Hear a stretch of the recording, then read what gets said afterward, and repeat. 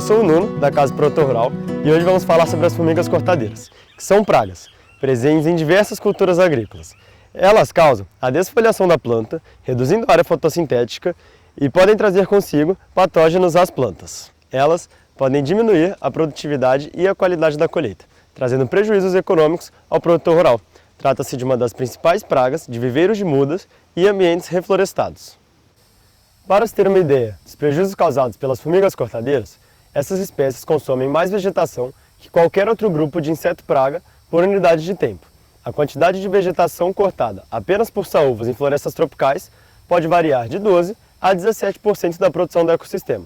Além disso, essas formigas podem representar 75% dos custos e do tempo gasto no controle de insetos em reflorestamento, sendo que correspondem a 70% dos gastos no combate a pragas do eucalipto, por cortarem folhas e galhos finos.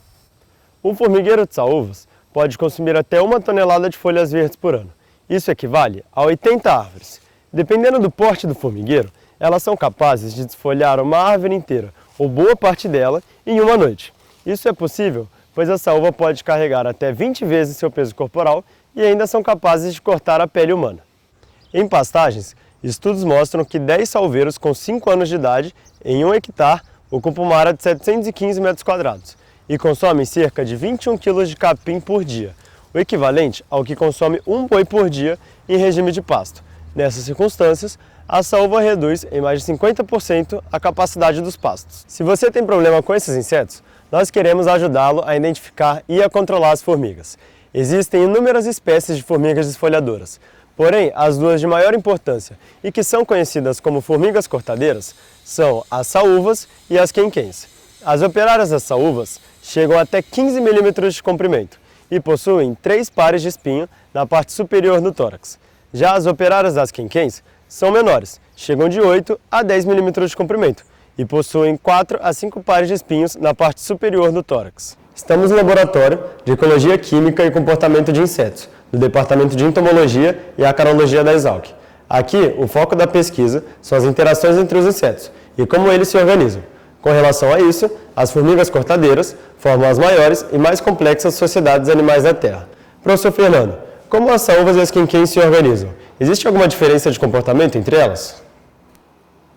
Bom, as saúvas e as quenquens são muito parecidas, tanto no comportamento quanto na organização social, mas as formigas cortadeiras chamadas saúvas, elas acabam tendo operárias maiores e elas atingem maior altura no corte, e as quenquens são um pouco mais tímidas e elas então fazem um ninho um pouco diferente também, mas basicamente o comportamento social é muito parecido. Há alguma distinção entre os formigueiros e como a gente identifica eles no campo? Os formigueiros das saúvas, eles são um pouco maiores e mais nítidos, né? Eles formam esses cones que a gente chama de olheiros. Então, no campo, tanto no campo aberto quanto no campo de florestas ou de produção agrícola, eles são mais expostos, enquanto os ninhos de quenquens são mais tímidos, cobertos por folhas ou por gramas. É possível fazer uma ação preventiva para impedir o ataque desses insetos antes do plantio? Sim, existem algumas alternativas, né, dependendo do tamanho da área rural, da área de produção. Então, se você tiver áreas menores, aí dá para usar o controle mecânico, com enxadas, com a retirada da rainha e a morte dos ninhos antes deles serem adultos. Já em controles com áreas maiores, a gente pode fazer aí o controle do trato silvicultural ou do trato agrícola do solo e pode remover os ninhos ainda em idade inicial aí de fundação. E depois do plantio, no caso? Como a gente consegue enfrentar a ação desses insetos? Bom, depois do plantio a gente entra com remediações, né, em especial quando o ninho estiver adulto. Então, quando o ninho já atingiu uma certa idade, ele acaba sendo muito profundo e tem muitos indivíduos, né, mais às vezes de 10 mil indivíduos cortando folhas. Então, acaba sendo muito mais difícil atingir a rainha e o fungo.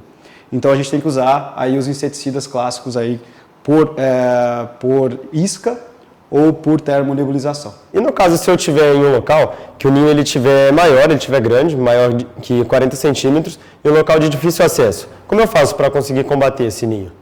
Bom, primeiro a gente tem que identificar os ninhos matrizes, né? Então, são ninhos que estão produzindo os novos ninhos. Se o acesso for difícil, você vai seguir as trilhas. Então, as trilhas são o principal caminho onde elas encontram o alimento, o forrageio. Então, essas trilhas vão denunciar de onde está vindo os ninhos. Então, você vai segui-las e tentar combater o máximo possível dos ninhos matrizes, são aqueles que vão gerar novos ninhos na próxima revoada, na próxima estação reprodutiva. Como você falou, o controle químico é o método mais utilizado pelos produtores rurais.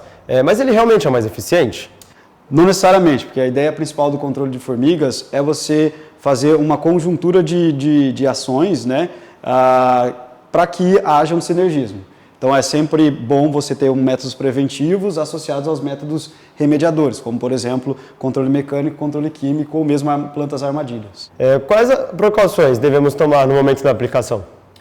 Bom, é sempre interessante usar na verdade inevitável, né, a gente usar os equipamentos de proteção, né, e os EPIs são necessários, inclusive para aplicação, especificamente para aplicação de inseticidas, tanto os de isca quanto os por termonebulização. Então é essencial usar luvas, óculos e às vezes até um macacão para se proteger quem está aplicando. Uma boa iniciativa para manter em equilíbrio o ambiente em torno do plantio é fazer o uso de plantas atraentes e repelentes que irão contribuir no manejo das formigas cortadeiras. Quais são as espécies mais indicadas e quais outras medidas culturais podem ser implantadas? Bom, existe aí várias maneiras aí de a gente combater, na verdade, de inibir as formigas, né, que elas cheguem até a área de produção. Então a gente pode usar plantas chamadas armadilhas ou plantas que são atraentes e repelentes. Então plantar algumas plantas como, por exemplo, as ornamentais, roseiras e outras, a califa, por exemplo, um pouco mais longe da área, para que elas vão e acessem e cortem essas plantas. E plantar plantas que são mais repelentes, ou que não são fagoestimulantes, que elas não gostam de cortar, como por exemplo inhame ou gergelim. Então se a gente fizer uma barreira ali em volta, às vezes auxilia para que elas não acessem uma horta ou um plantio ou mesmo mudas de eucalipto recém-plantadas. Algumas estratégias alternativas, como extrato de mamona, esterco bovino e casca de laranja com mofo, têm sido utilizadas no controle das formigas cortadeiras. Esses métodos eles podem ser integrados aos demais já praticados? Eles são realmente eficientes? Bom, não existe nada comprovado em dados, né, que isso realmente funciona, esses métodos alternativos. De fato, eles podem ter um efeito momentâneo de inibir o forrageio e o corte das formigas, mas não necessariamente eles vão matar. Então, um dos maiores problemas que a gente tem no campo é que muitas vezes a gente aplica esses tipos de técnicas ali no momento e ele diminui a população naquele exato instante, em alguns dias. E a gente chama de amoamento, né? O ninho está amoado.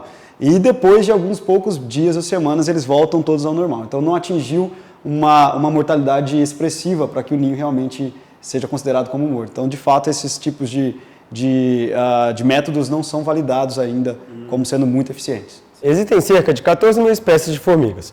Quantas realmente trazem prejuízos ao agricultor e quando são consideradas aliadas ao agronegócio?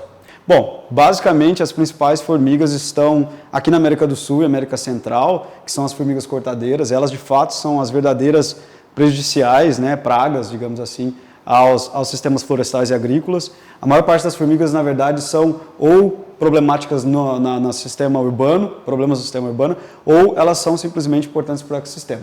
Então, a minoria das formigas são pragas, elas são muito mais importantes como engenheiras do ecossistema do que pragas consideradas aí na florestal e na agricultura.